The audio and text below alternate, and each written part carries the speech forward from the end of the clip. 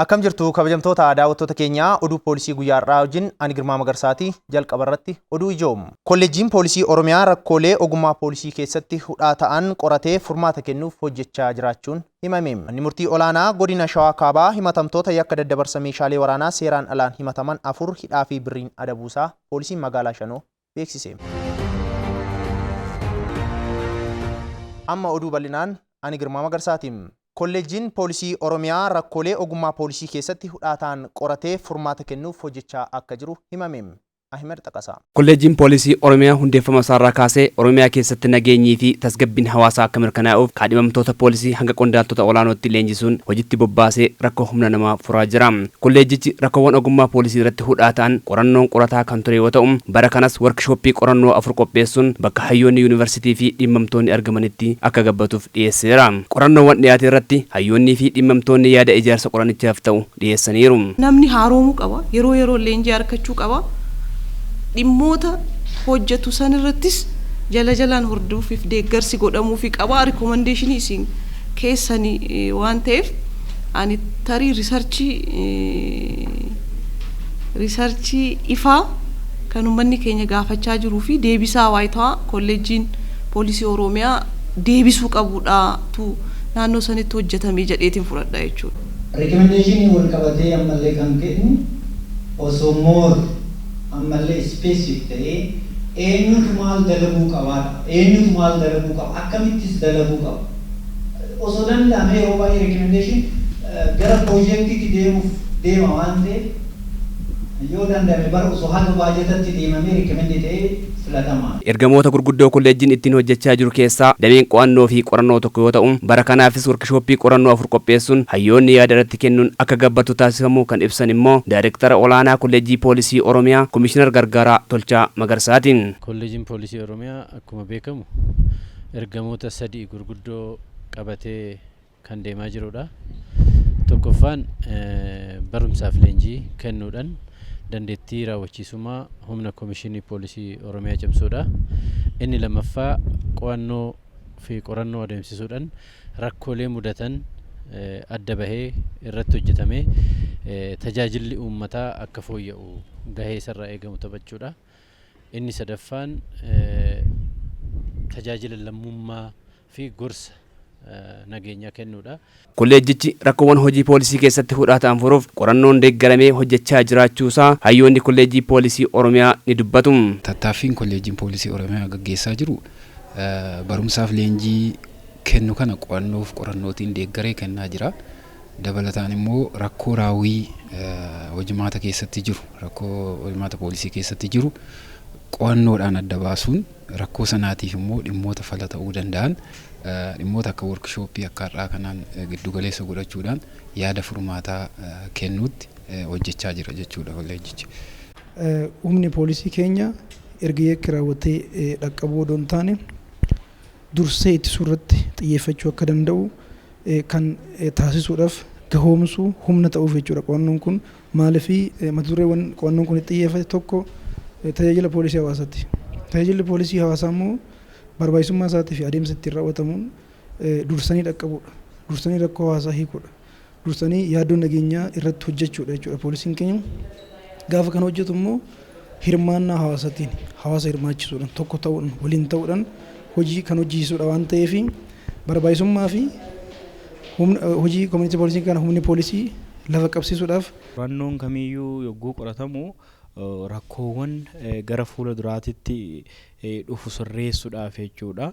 Egaan tokkoffaa irratti qondaaltonni kolleejjii poolisii Oromiyaa irraa eebbifaman rakkoowwan hojimaata keessatti isaan qonname san ni furama jedheeti eegama. Qorannoowwan dhiyaate irratti yaadaa fi kallattiin hojii gara fuula duraas kaa'ameera. Wanna gaariidha jennu gaarii jennee wanna yaraadha ammoo jennu wanna qaawwa qaba ammoo jennu qaawwa qaba jennee ifaan ifatti walitti himnee iddoo deemne waan ta'eef hirmaatota guddaan galateeffachuu barbaada. Amaatiin naannoo kanatti waliin wal qabatee kan ganamaatis kan ammaatis korraapshinii wajjinis wal qabatee dhimmoota jiran yeroo ammaa kana akkuma mootummaatti baay'ee itti rakkachaatti jirruu fi baay'ee itti bu'uu itti dhiyaanne xiqqoon beeku garuu gaagana garaan hin geenye naannoo kanattu haala kanaan qorachuun keessanuu waan gaarii waan ta'eef ani dhimmoota xiqqoo sirreessuu qabdan otoo sirreessitan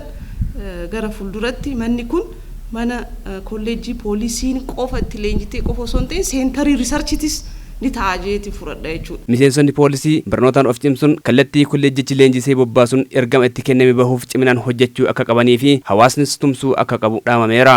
Poolisoonni keenya ergamni itti kenname ergamni nageenya kabachiisuu ergamni olaantummaa seeraa kabachiisuu hojii kamiyyuu caalaa hawaasni tokko akka hawaasatti biyya tokko keessatti nagaan jiraachuudhaaf diinagdee isaa ijoollee hojjetachuudhaaf ijoollee isaa barsiisuudhaaf sammuun isaa nagaan jiraachuudhaaf hojii guddaa waan ta'eef itti gaafatamummaa guddaa an itti kenname ta'uu hubatee hunduu kutannoodhaan jaalalaan biyya isaa jaalatee uummata isaa jaalatee naamusa poolisummaan barbaadu san eegee hawaasa kana tajaajilee biyya kana ceesisuu keessatti gahee isaa taphachuu qaba. Yaaddoon nageenyaa maal ni jedhee adda baasuudhaan qaama nageenyaatiif odeeffannoo kennuudhaan humna ta'uu bira dhaabachuudhaan humna ta'uu.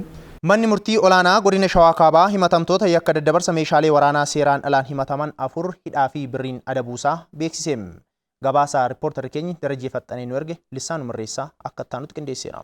Godina Shawaa Kaabaa bulchiinsa magaalaa Shanuutti himatamtoonni 4 yakka meeshaa waraanaa seeraan alaa daddabarsuun himataman irratti murtiin hidhaa fi adabbiin maallaqaa murtaa'u galmeen qorannaa yakkaa magaalichaa addeesseera. Himatamaa tokkoffaa Dastaa Mulgeetaa bitootessa 29 bara 2014 magaalaa Dabra Biraan irraa gara magaalaa Finfinneetti borsaa madaabaraan hojjetame keessatti boombii F1 baay'inni 10 akaayii fi daabboo waliin makee osoo imalaa jiru sakatta'insaa keellaa irratti taasifameen qabamee erga to'atameen booda galmeen isaa abbaa alangaa fi poolisiin qulqullaa'ee mana murtii olaanaa godina Shawaa Kaabaatti dhiyaate ragaadhaan waan irratti mirkanaa'eef hidhaa waggaa 13 fi adabbii birrii 100,000 akka adabamu murteessuu isaa diviizhiniin nageenya naannoo mirkaneessuu waajjira poolisii bulchiinsa magaalaa Shanoo Saajiin olaanaa Yohaannis Margaa himaniiru. Namichi boombii 10 waliin qabame waggaa 13 fi qarshii 100,000 waliin kan murtiin kenname. Namicha kanarratti boombii 10 waliin qabame. Boombiin kun immoo deemee naannee boombiin tokkichi amma qabeenya meeqa fi lubbuu nama meeqa balleessuu akka danda'u beekamaadha.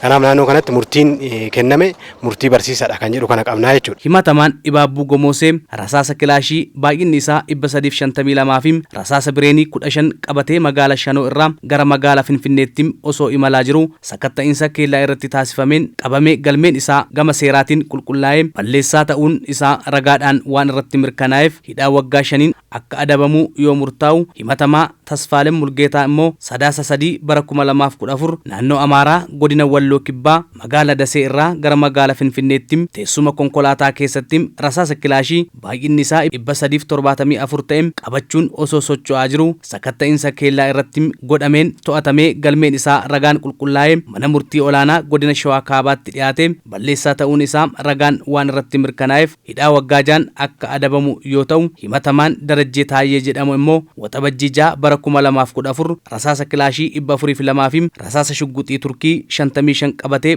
osoo socho'aa jiru odeeffannoo hawaasa irraa argameen to'atamee galmeen gama seeraatiin qulqullaa'aa ture mana murtii olaanaa godina Shawaa Kaabaatti dhiyaate himatamaan hidhaa waggaa 6 akka adabamu itti murtaa'uu isaa Saajiin olaanaa Yohaannis Margaa dubbataniiru. Namichi kun waggaa 13 fi qarshii 100,000 kan itti murtaa'e. Kanaaf namicha kana hin barsiisa. Uummata biraatiifis nama biraatiifis meeshaa kana sochoosuu akka hin dandeenye nama kana hin barsiisa. Uummatas hin barsiisa. Uummannis irraa barata. Dastaa Mulgeetaa jedhama. Yakkamaan kun amma murtii argateera jechuudha.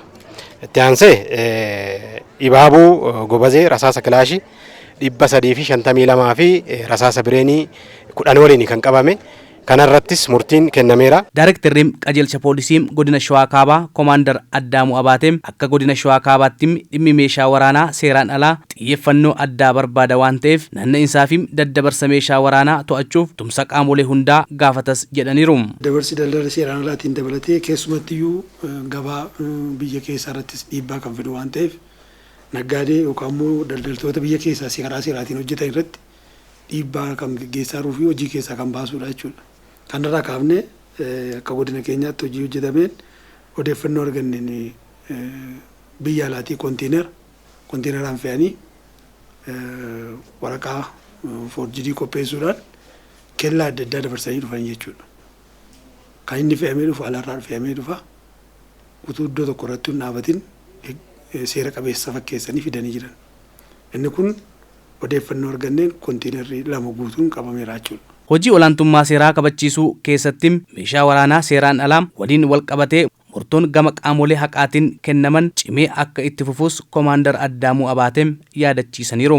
Ammas warroonni kana fakkaatan irratti karaa godina keenyaatiin aanaan nu keessa darba jedhamee shakkamu sirriitti xiyyeeffatee akka hojjetu yoo goone kanaa ol hojjechuu hin dandeenya waan jedhu sanan qaba. Kabajamtoota daawwattoota keenyaa oduu poolisiistoon xumuriin dura al takkaarra deebi'uun ijoo isaaniis yaadachiisa. Kolleejjiin poolisii Oromiyaa rakkoolee ogummaa poolisii keessatti hudhaataan qoratee furmaata kennuuf hojjechaa akka jiru himame. Murtii olaanaa godina Shawaa Kaabaa himatamtoota yakka daddabarsa meeshaalee waraanaa seeraan alaan himataman 4 hidhaa fi birriin adabuusaa poolisiin magaalaa Shanoo beeksise. Egaa kabajamtoota daawwattoota keenyaa oduun poolisii torban kanaaf qindeeffanne kanneen turan. Nu waliin turuu keessaniif galanni keenya guddaadha. Qophiilee poolisii hafaa waliin turtii gaarii.